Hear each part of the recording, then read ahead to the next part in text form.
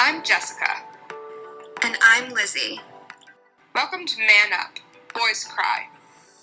Unthinking toxicity, uniting in vulnerability. After connecting over our shared passion for mental health, especially in men, we decided to start a conversation. It's time to man up. Boys cry too. We are ready to talk about it. Are you?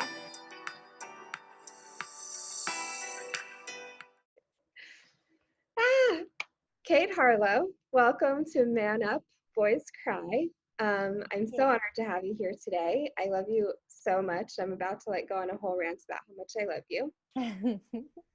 So all of you who are watching, Kate Harlow is the founder of the Irresistibility Project, creator of the Expanded Love Method, which is changing my life, just as a by the way, and co-creator of the New Truth podcast, along with Catherine Daniele. Shout out to that. Changing lives, this every day.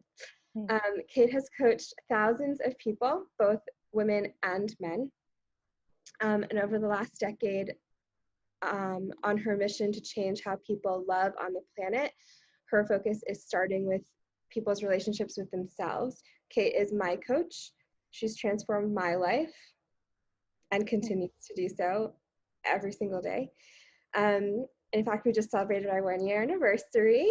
Yes, we did. And I'm so excited that she agreed to be here and share her wisdom and experience. And I'm so in love with her. It's fine. So I'm going to gush a lot. I apologize. So Kate, thank you again. And today's episode is going to be on masculine, feminine energy and more. Mm-hmm. Thank you so much for having me. And I'm so in love with you too. Love being on this journey with you. And I'm super excited to be having this conversation with you today. Thank you. Mm-hmm. The first time that I heard about masculine, feminine energy was really a year ago when you brought it up during our one day, I forget what you called it, but it was a deep dive into your work. And it resonated with me for the first time a year ago that masculine and feminine energy is really a spectrum, and that men and women should have both, and that it's not so divided. And of course I had heard that, but it just landed differently that time. So I'm wondering, can you explain what it means to you, or how you define it, or how you see it, or how you define masculine and feminine energy as a way to start the conversation? Yeah, I'd love to. So to me, there's a lot of misperception about masculine and feminine energy. It's talked about a lot. And especially nowadays, now that coaching is, all the rage, and personal development, and the world is really changing and evolving in that way. And a lot more people are waking up to these conversations, these kinds of conversations. And so to me, what I've seen out there is there's a lot of, sometimes those words can be really triggering for people, because we identify masculine with man and feminine with women. But what masculine feminine energy is it's yin, it's the yin and the yang, right? Yin and yang is I believe Sanskrit words. Yin and yang is masculine and feminine energy. So yang is masculine energy, and where we live in the world, I'm in Canada, you're in the US, North America and the more Western first world countries are very masculine driven, right? So everything is about achievement and results, and action oriented, go, do. And the action is the masculine. So most women have actually been operating in a really masculine energy for a long time, which is great. It's amazing that we all have the capacity, and the more, waves of feminism that there are, the more women are rising and stepping into that masculine energy, and climbing the corporate ladder and starting businesses, and really in that action oriented energy, which is a beautiful thing. And yet the feminine aspects of ourselves for both men and women have been so repressed. And really collectively across the board. So I'll talk about feminine energy is the yin energy. Yin meaning slow down It's your feelings, it's your connection to your body, where I believe in our body is where our intuition lives, where our wisdom lives, where our feelings live. And the masculine energy is the mind, right? It's the practical, logical, and most of us are operating in this part of the world, operating solely in that masculine energy in our minds, right, in our heads, versus connecting with our hearts, connecting with how we feel, honoring our bodies, slowing down. And it's a really interesting time to be having this conversation, because the pandemic that we're experiencing currently is pushing people into their feminine energy, right? People are having to slow down. People are driving way less. They're going, like, I mean, when you think about it, a couple months ago, a day in the life of most people would look like driving to the office, stopping to get a coffee, driving to their chiropractor appointment, driving to their doctor's appointment, driving to pick up their kids, to drop off their kids, to do.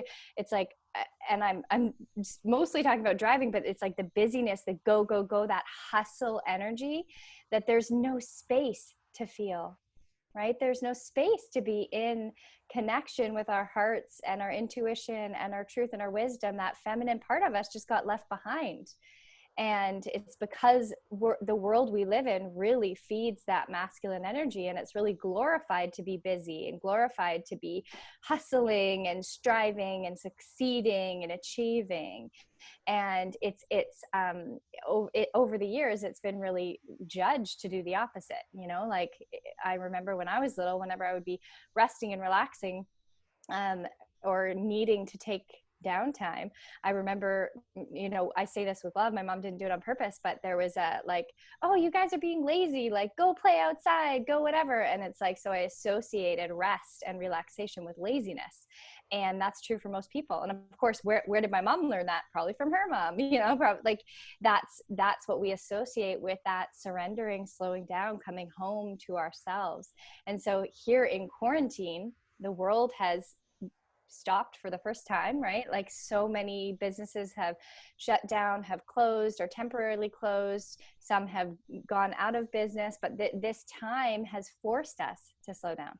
It's forced us to come home to ourselves. It's forced us to feel our feelings. And I'm sure there's a lot of people who are out there and don't know what to do with their feelings, because nobody taught us how to honor our feelings and how to take care of our feelings and how to nurture ourselves in our feelings. We were taught to not feel, right? Especially, I mean, girls were taught to not feel too, but especially boys, especially men. Man up, which is why I love the name of this, right? Is like, boys were taught that it's not okay to feel. And then girls were also taught it's not okay to feel. Like, oh, it's okay, don't worry, everything's going to be fine, suck it up, like, it's all good, da-da-da, sunshine and roses. And yet feeling, I mean, where I'm at in my life, and I shared this with you earlier, I had an amazing cry this morning, and I feel so rejuvenated because of it. Because when we were little, all of us felt no problem. Like, we were just in touch with our feelings. Every time we feel sadness, we'd cry our eyes out till we had no more tears to cry. Every time we felt anger, we would scream and yell until we had no more anger inside of us, right? That's actually human nature. That's how we're supposed to be operating. Little kids are our greatest teachers, because they have boundaries. They speak their truth. They don't care what anyone else thinks. They feel all their feelings. They fully express their feelings, but they're not attached to a story about their feelings. They just feel, right? There's no judgment attached to the feeling, right? The reason adults get sucked down the undertow by their feelings is because the story in their head is feeding the feeling, right? So it all of a sudden, you know, for example, when someone goes through a breakup, if the story in your head is like, this shouldn't have happened, I should be with him still, we got to get back together. If the pull is to the other person, and that story is running in your head, well, you're going to get caught in the undertow. And so what I teach my clients to do, which of course you know lots about, is to start to really honor as the feelings come up, and separate the story from the feeling, and just allow yourself to feel like you're riding on a surfboard and you're riding the waves of your feelings. Sometimes you feel high, sometimes you feel low, right? It's that expansion, contraction. And when you're in contraction, just allowing yourself to fully experience your feelings. And it's unbelievable when you just feel without the story, how quickly you can move through it, and how much lighter you'll feel on the other side of it. Because crying is simply, I look at it as the soul needing a cleansing, right? Our tears are incredibly cleansing, and our soul just needs to be cleansed, right? We're all walking around with a lot of pain inside of us. And most people don't know how to address that pain and don't know how to honor that pain. And then they're walking through the world completely like shutting down or numbing or repressing or avoiding or taking their pain out on other people. We see that everywhere. The bullying that happens, all that is repressed pain, right? Every bully out there is in a lot of pain inside of them. And somewhere in their life, they're not feeling loved. They're not feeling seen. They're not feeling supported. And so they're taking it out on someone else. Yeah, 100%. You just said so many good things. I have a page of notes already. Okay, great. So I was reflecting back on just my whole life as you were just talking, as I do. And I'm thinking back to the end of high school and how, okay, like in high school, everything is like external validation, boyfriends, grades, action, get things done, meet your deadlines, all these things. And like as a high school teacher, it's complicated learning all this and knowing all this and like still being a part of the system. But so this action-oriented thing, I also loved New York because New York was all about go, go, go, do. And I was like, I feel on top of the world. I'm going to get shit done. Like, I'm going to do everything, you know, like, and it just got me thinking that I had a lot of amazing relationships, but it's like, what did I really want? What did and all that energy, it's like, it just made so much sense what you just said about our lifestyle. And I was actually, this was the shower thought that I had. I know that Catherine talks a lot about this, but I was in the shower and I was like, wow, I do not miss driving. Like, it's such a waste of time. Like, you have so much more time to just be. Yeah, I remember once I was seeing a healer and I kept saying to her like, oh, sorry, I wasn't able to do my homework this week. I'm crazy busy. And it was true. I was traveling like crazy and my life was so overly full. I was exhausted, hanging by a thread.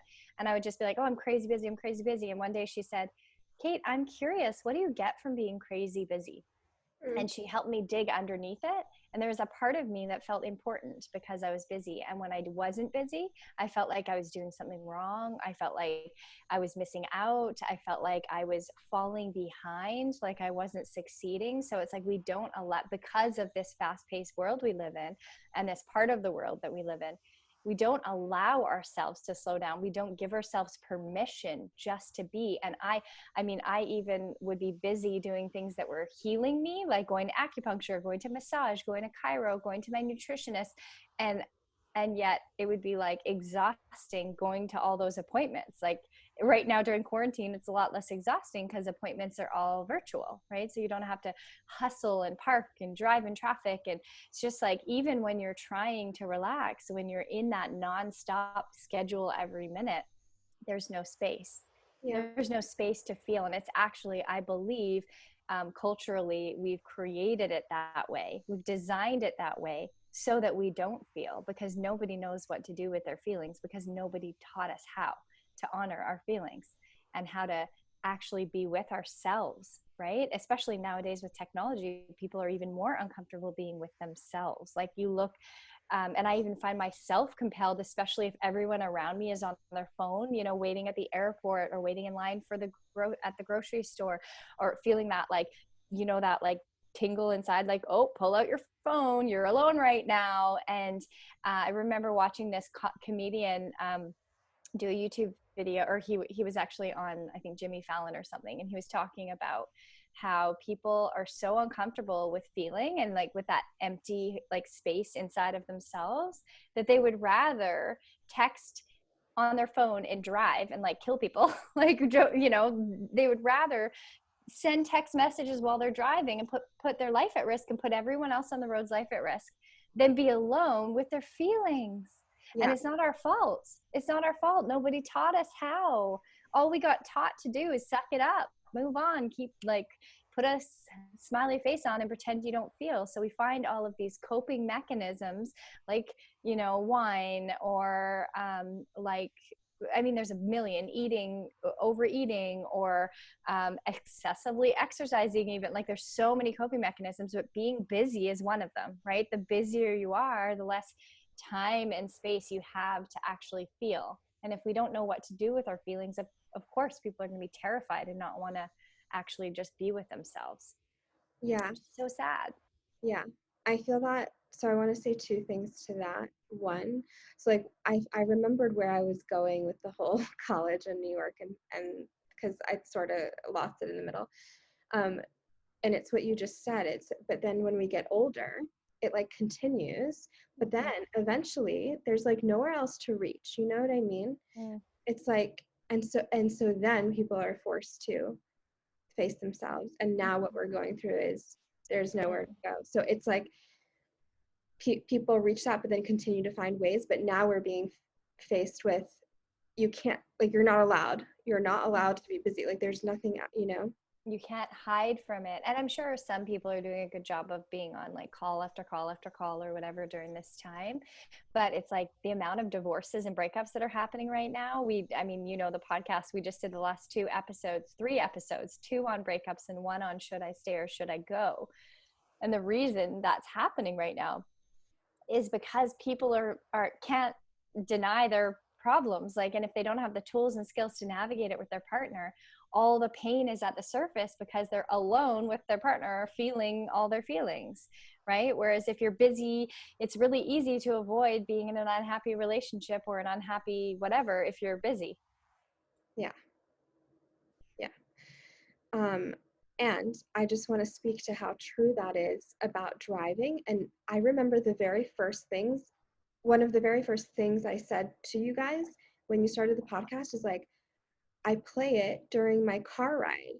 And it feels like I'm in the living room with you, you know, with my best friends. And it's like, that's how scared I am of being alone with my thoughts. Like in the car, I'm listening to you so that I don't feel alone.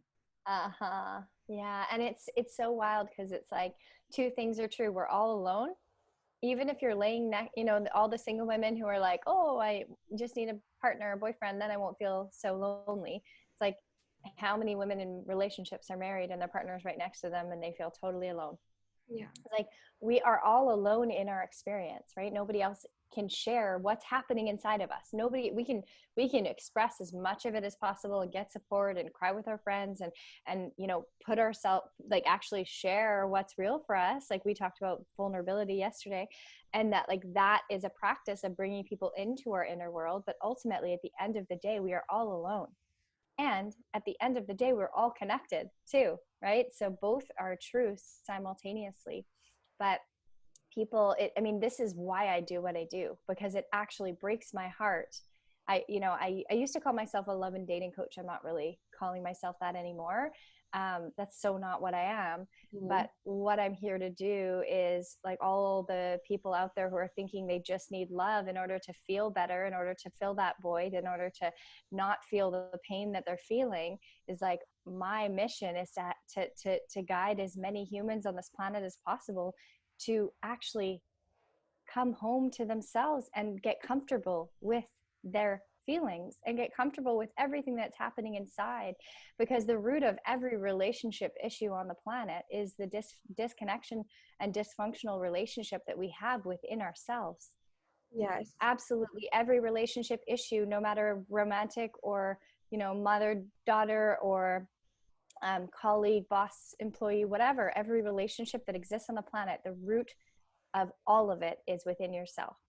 And nowhere in the school system, that, as far as I know, do we learn how to have a healthy relationship with ourselves. Do we learn how to honor our feelings? Do we learn how to speak our truth and set boundaries? Do we learn how to trust ourselves and how to find that safety within ourselves? And, like, all of these things that are essential to the human experience. And most people, like, fumble along and then wake up one day and find spirituality or find personal development or find, you know, healers, coaches, therapists, and actually start doing the inner work.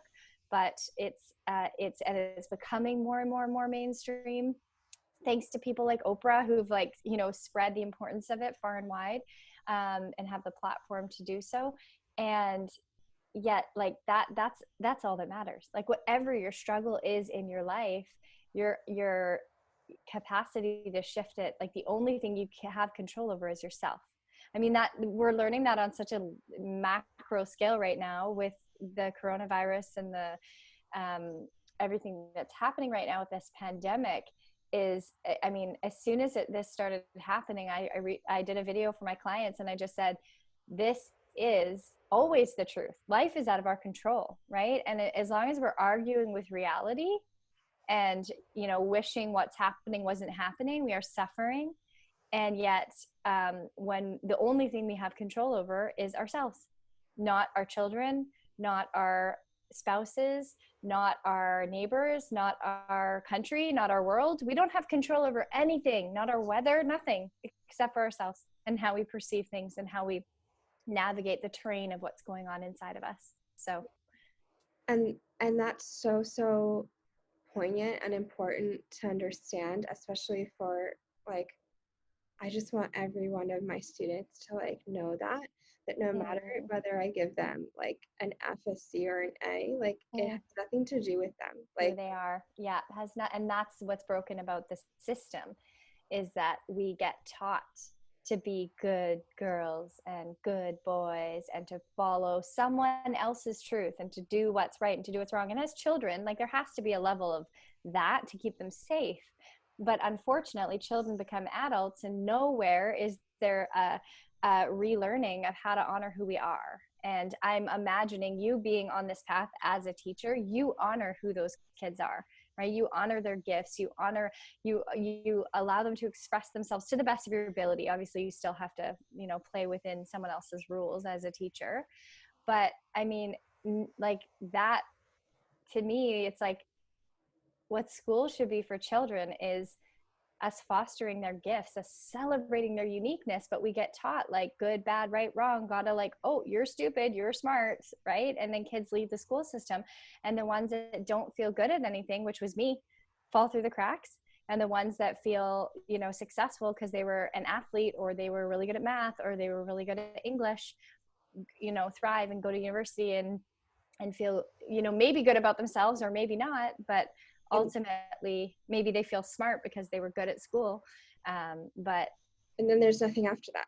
Yeah, exactly. And ultimately it's like we get shaped into being who, like whatever's provided in the school system, rather than, oh, this is your gift. When I met my mentor, she right away she was like, you are an interpersonal genius. And I was like, what's that? Cool, that sounds great. I'm a genius in something. Like I thought I was stupid when I met her 15 years ago. I believed I wasn't good at anything. I had like been trying to find my life's purpose since I was 14. My friends at high school were like, why do you care? And I'm like, but it's because I felt stupid and I felt so unsuccessful at school that I thought I'm never going to make anything of myself. And I just was in this panic. And maybe also because my soul knew I had a big mission and that too. But when my mentor said that to me, I just was like, it was the first time anyone saw me, really saw me. And she said she used to be a school teacher, high school teacher. She's an amazing woman. And she used to say, in the school system says, are you smart? Right? Like if you do X, Y, and Z, you're smart or you aren't smart. But she said the thing that they didn't get is it's not, are you smart? The question is, how are you smart? Because every single kid, every single one of us has unique gifts, and many of them. So being an interpersonal genius, that was shut down in school, right? Because interpersonal people need to talk things out, need to ask lots of questions, need to have conversations, need to process through talking. I got shut down in school constantly for talking. And so then that part of me shut down and I stopped asking questions and I stopped being inquisitive and I stopped putting my hand up because I felt stupid. And yet that was my genius. So like that, yeah, I mean, this conversation is so important.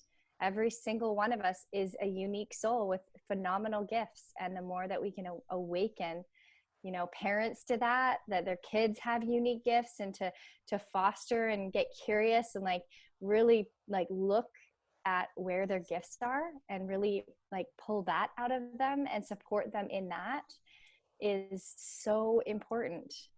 Yeah, because it's not about being in the masculine energy of my kid has to accomplish something and be the Yeah, best. exactly. It's like being in the feminine, sitting back, observing, feeling Yes. what is your child Yes. want, like that. And I know, you know, I'm obsessed with Billie Eilish. Mm-hmm. And like that's what I value about her parents actually, is Mm-hmm. her children's needs and desire. Like they Yes. hopefully are going to inspire so many other parents Mm-hmm. to homeschool and like Mm-hmm. to show the world what homeschooling does. It creates a pop star and pop stars. But I mean, that's what they represent to me. You know, like Yes. I don't know them, but that's what they represent.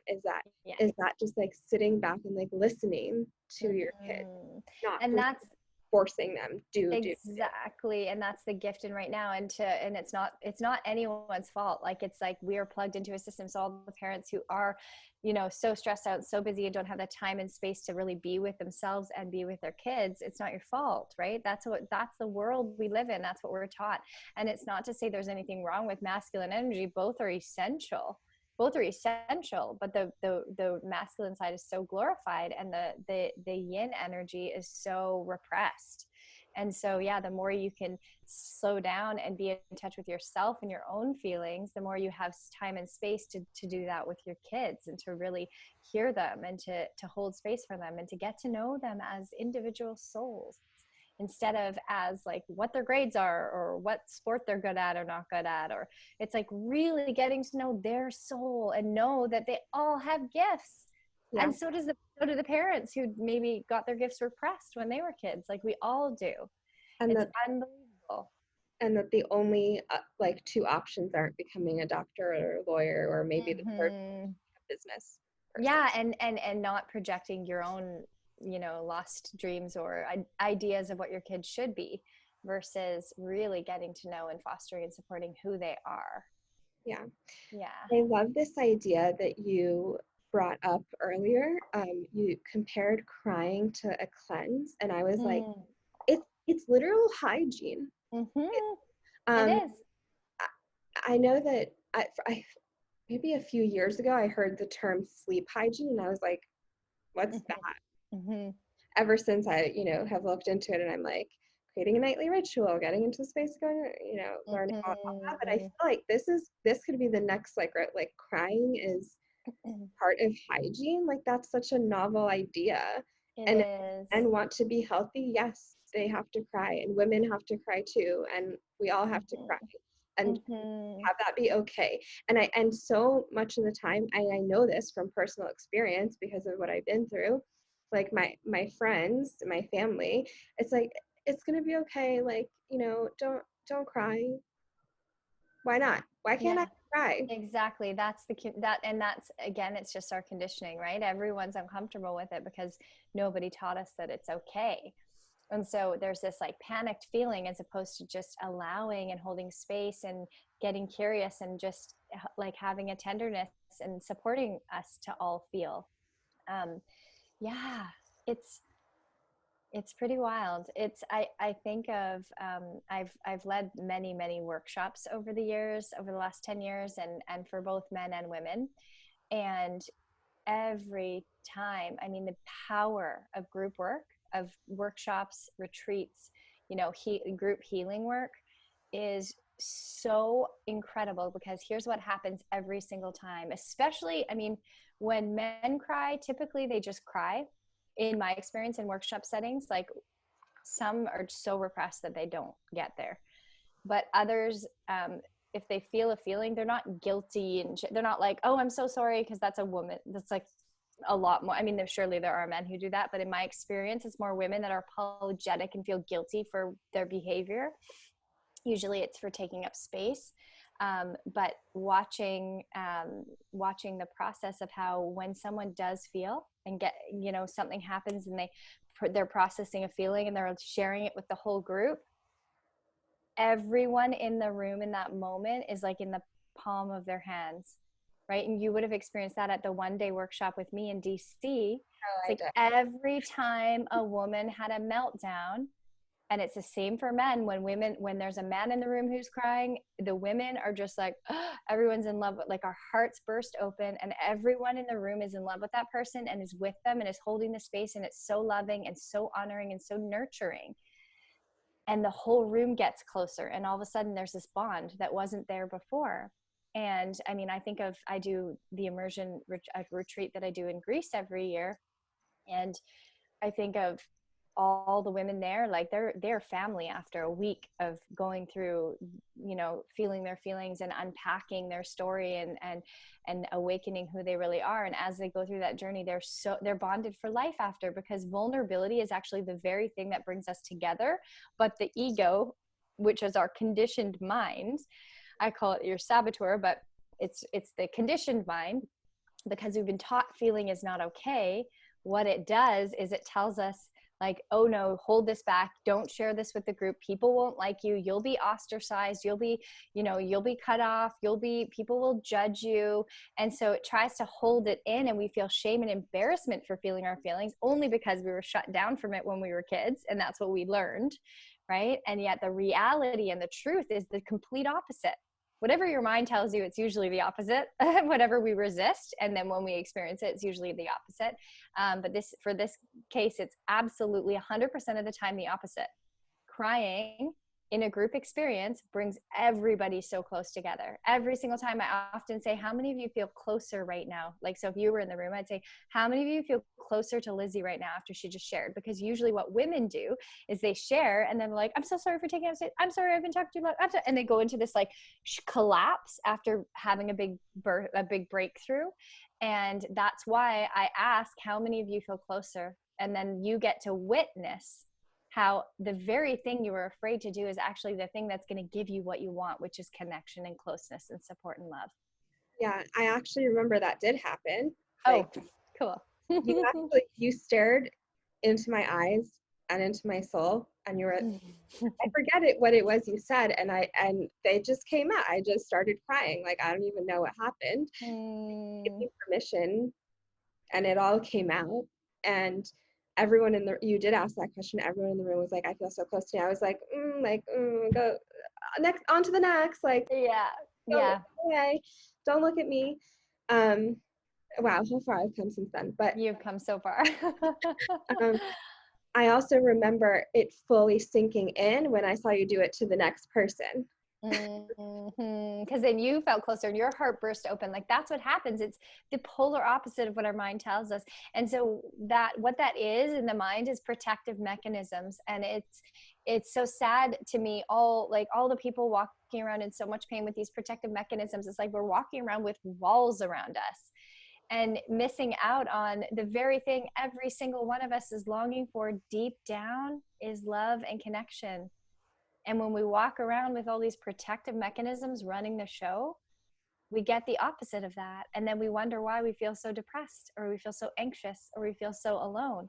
It's because, we're repressing how we feel and who we really are, but also because we're robbing ourselves of having what human beings are here to experience, which is love and connection. Yeah. And it's interesting that what you just said, because I have this image of us walking around with walls.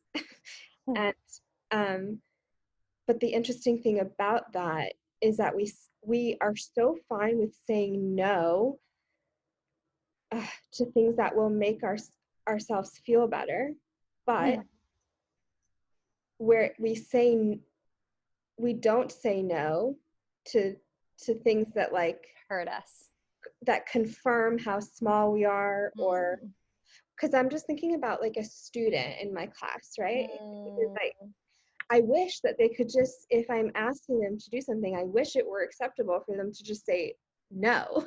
Like, yes. I don't want to do that.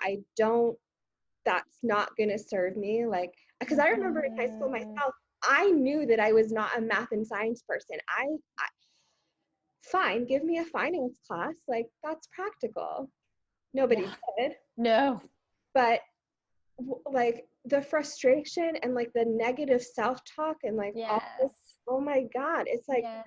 let me say no. Like, meanwhile, like my walls up are, you know, my walls are not up to, yeah, just like to everything. I don't even know. I lost track of what I was saying. I'm going to pick up from there because that's boundaries, right? And it's the ability to say no. To me, what boundaries are is knowing our inner truth, right? And the more we're connected to that yin feminine energy where we actually can feel what our heart and body is saying, right? Every single one of us has had countless experiences where our bodies are like, no, but our saboteur, that voice in our head, is so seductive, like, oh, go to that party, you should go, and body's like, no. Or the body's like, no, don't go on a date with that person. Or the body's like, don't get in the car with that person. Or don't. And then the mind convinces us to go against our truth. And this is why the podcast is called The New Truth, is teaching women on the podcast, but my hope is for humans to learn that we all have this GPS inside of ourselves, and when we're willing to slow down and build a relationship within, we learn to follow that, because that, it never leaves us. It's always there. It's saying yes to things, and then the mind convinces us to talks us out of it, and it says no to things, and the mind talks us into the things that are a no, and we're constantly going against ourselves. And that's, in my opinion, and I've coached thousands of women over the years, that's what I believe anxiety is discord in the body. It's like an out of tune guitar. The mind is like, go that way. And the soul, the body is like, that way. And it creates this friction inside of us and this discord. And so as little children, I mean, again, there are gurus. I think of little kids under the age of 3 as like absolute gurus. Like, they are, wildly expressed, feeling all of their feelings. They don't care. I said this earlier, don't care what other people think. They're so in touch with their truth. I went to the Christmas train. This is one of my favorite examples. There's this in Stanley Park. I live in Vancouver, Stanley Park. It's actually one of the biggest city parks in the world. And I think it's the 3rd biggest, and it's right there across the ocean. And there's this Christmas train at Christmas, and Santa's there, and you go through the park, and there's all these lights, and it's really sweet. I've gone every year for my whole life. And I was there with my friend and her little 1-year-old. And I stood at the front of the line because I was going to take photo for them of them getting their photo taken. And so I stood at the front of the line, and I was watching parent after parent after parent, not to blame the parents. They don't know what they don't know. Force their kids on Santa's knee. This guy was not Santa. Like, I wouldn't sit on this guy's knee. He was probably 30 years old. He didn't feel or look like Santa. He didn't look like he really cared to be there energetically. Maybe he was stoned. Every single kid screamed and cried. Every single one. And every parent was like, no, get on Santa's knee. We've got a Christmas card to put out. We have Instagram photo to do, like, get on Santa's knee. And it was this forcing. And to me, that is what happens to children. Sometimes it's safety reasons. They actually the parents have to force their kids to go against their truth.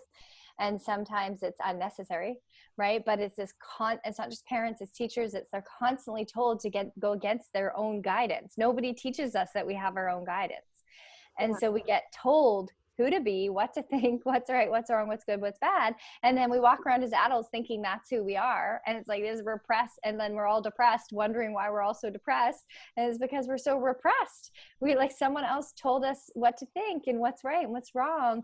And in my belief system, there is no right and wrong. There's right for me and there's right for you. And what's right for me and what's right for you are 2 totally different things. And if it doesn't mean to say that some people's truth might come with consequences, but like, when we learn to honor and follow our truth, it actually is the most loving thing for everybody involved, because we're happier, right? Like, walking away from that job that feels like it's sucking your soul, or saying no to the guy that keeps pursuing, your mind thinks, oh, you'll never find anyone else, but your body's like, no. It's like, when you follow your truth, it's in the best interest of everyone around you. Yeah, that also got me thinking about peer pressure and how, like, I guess teenagers especially, I mean, I'm sure it's across the board, but I'm just focused on the reason I started this podcast, which is Adam and my Mm-hmm. students, and that peer pressure of like using drugs, alcohol, whatever else to numb your truth when Yes. because that's exactly, I mean, I know with Adam, he experienced something really traumatic and was not able to say it to his family because he was abused by a family member. And he did not believe that his family would believe him. And so therefore, he could not express his truth. So he did repress his truth. He got depressed. And he killed his inner child because you know, I mean, because he didn't feel safe. He didn't feel safe, and that's why he allowed himself to try weed and try everything else, because I mean his pain was just so deep. I do not want anyone watching this to think that I think that weed is a gateway drug. For him, it was the first step of like, wow, I get to escape the pain of not being able to express myself. It breaks my heart to think of all the young people and all the adult, like every human that feels like they can't express their pain. And I mean, and there's women that have come to the immersion in Greece who share stories that they've never shared with another human in their life. And like that lives inside of you, you know, until you are in a safe place to be able to fully express what's inside of you. It's trapped and it's there, and it has more impact than we could ever know. I believe that, you know, stored pain like this is what causes disease and depression and repression. And it breaks my heart. And it's so interesting that you bring that up, because a client of mine was just sharing, when we started working together, her daughter was starting to hang out with, she's 16, really beautiful, and just started hanging out with kind of the drug rebellion crowd. And her mom was trying to help her through teaching her. And I kept saying, you show up differently, and I promise you, your daughter will show up differently. And where they're at now, this morning, she sent me a message and she was like, oh, we're having so much fun. Last night I had a relaxing night and was like hanging out in my bedroom in bed, and my daughter kept coming in and doing TikTok videos for me. And like, just like they do TikTok videos together, and they have this unbelievable bond, and her daughter's no longer hanging out with those people. And it's not because mom was like, don't do this thing, because then what do teenagers do? They push against, they rebel, they don't want someone else to tell them what to do. But when you do your own healing and your own work on yourself and become that safe space for your kids to just express themselves and to feel safe and to feel like they want to be around you. I mean, she was already really cool when I started working with her. And I just said to her this morning, I was like, there's a part of me that's like, I wish you were my mom. She's only like, I think she's like 5 years older than me or something, but she's got teenage kids. And I'm just like, you're so cool. Like, wow, and I love my mom. I don't mean that against my mom, but just like feeling absolutely so moved that her daughter gets to have that mom who's doing her own healing and feeling her own pain and not projecting her pain onto her kids. And like, how, God, I wish that for every parent on the planet, that they, you know, often parents take kids to a therapist and they're like, you know, my kid has a problem. And it's like, you take a dog to the dog whisperer, you say your dog has a problem. It's not the dog, it's not the kids, it's the healing has to come from within, so that the kids feel safe to be held and to be supported. And again, this is not to blame anyone. It's absolutely none of us were set up for success. Nothing else exists or matters on the planet besides relationships. Like, relationships are all that. No commerce could exist without relationships, except maybe in the future with AI or gross, whatever, robots taking over the world, but we don't need to get into that. But it's like, no one gave us a book on how to be a parent, on how to have romantic relationships, on how to have friendships, on how to share your feelings, how to be vulnerable, how to understand yourself, how to set boundaries. Nowhere do we get a manual. Do we take tests? Do we look? It's just like you get thrown in the deep end, and whatever modeling happened to you when you were a kid, whatever rules and beliefs got passed down, you know, genetic or generation to generation in your family system, and whatever conditioning you have based on, you know, where you grew up and what's around you. Like, there's all these factors that shape us into who we become. And that's what dictates how you do relationship. And nobody set us up for success. Yeah. We've talked so much about our desire to make that a class. Yeah. And we will, like, yeah, it's happening. Like I mean, this mission for sure is going to touch young ones. Like I would love to create programs for young ones and have them learn how magical and incredible they are. And I get to witness that with my clients, and my clients range from how old are you again? 28. 28. So 27 is actually the youngest. I had a 19-year-old almost sign up for the immersion in Greece. I feel like she'll be ready in a couple of years, but I was like just thrilled at the idea of working with a 19-year-old. But 27 to, I think my oldest client's 71.